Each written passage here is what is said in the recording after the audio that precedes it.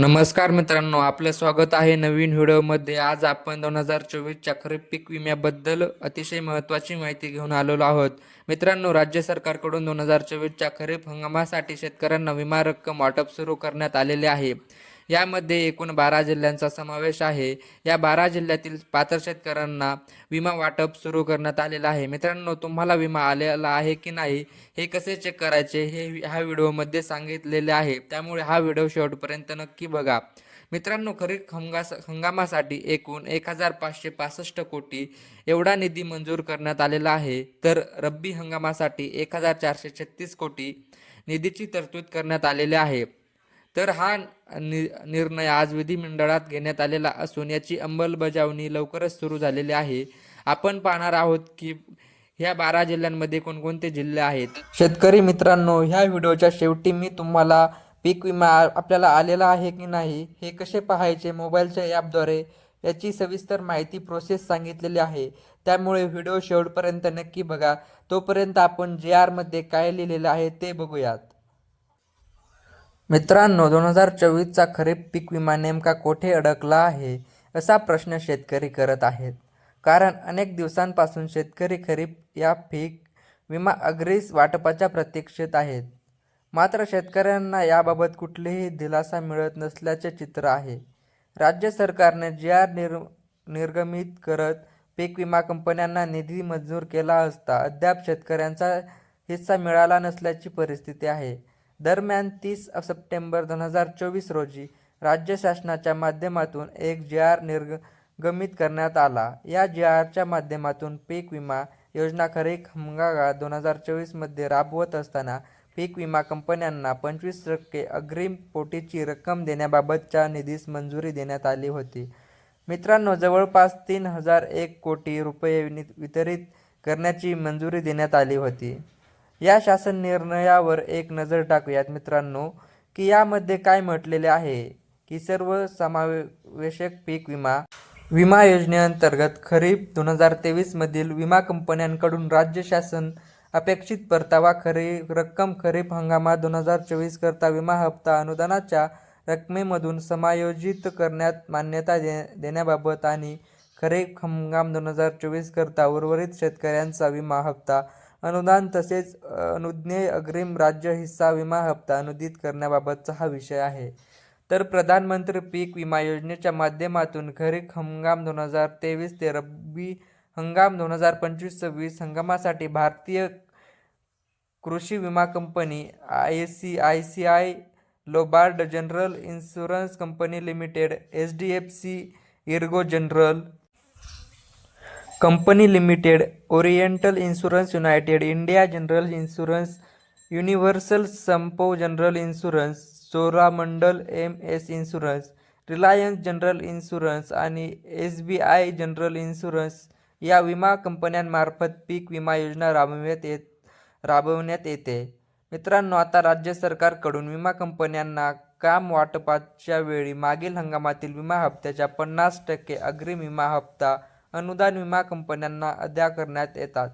त्यानुसार येणाऱ्या प्रत्येक शेतकरी हिस्सा विमा कंपन्यांना देय असून त्यामधील शेतकऱ्यांनी प्रत्यक्षात भरलेला विमा हप्ता ₹1 प्रमाणे जमा झालेला 1,68,00,000 वजा जाता उर्वरित शेतकरी हिस्सा विमा हप्ता रक्कम विमा कंपन्यांना देणे आवश्यक आहे.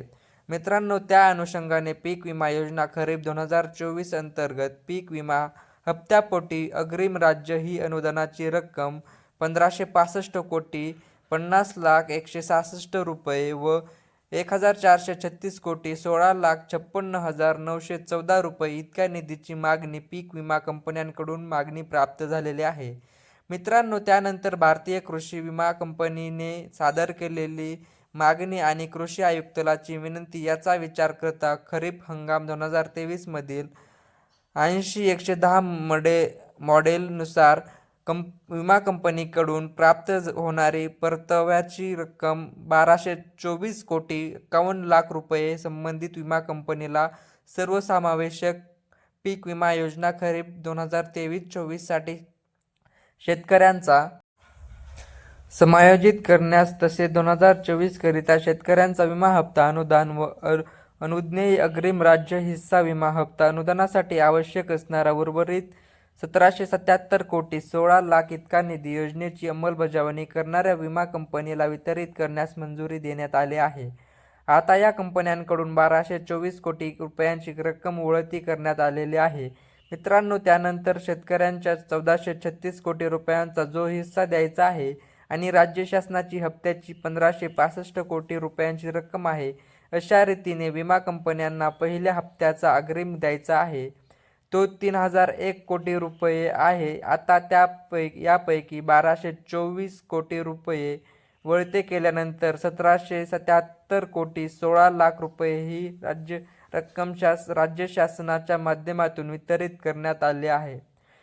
मित्रांनो, याच अनुषंगाने ओरिएंटल इन्शुरन्स कंपनीला 545 कोटी रुपये, ICICI लोबार्ड कंपनीला 199 कोटी रुपये, युनिव्हर्सल संपू जनरल इन्शुरन्स या कंपनीला 50 कोटी रुपये, युनायटेड इंडिया कंपनीला 171 कोटी रुपये, चोरामंडल MM या कंपनीला 181 कोटी रुपये, भारतीय कृषी विमा कंपनीला 284 कोटी रुपये, HDFC जनरल इन्शुरन्स कंपनीला 212 कोटी रुपये, SBI जनरलला 131 कोटी रुपये असे एकूण 1777 कोटी वितरित करण्यात आलेले आहेत.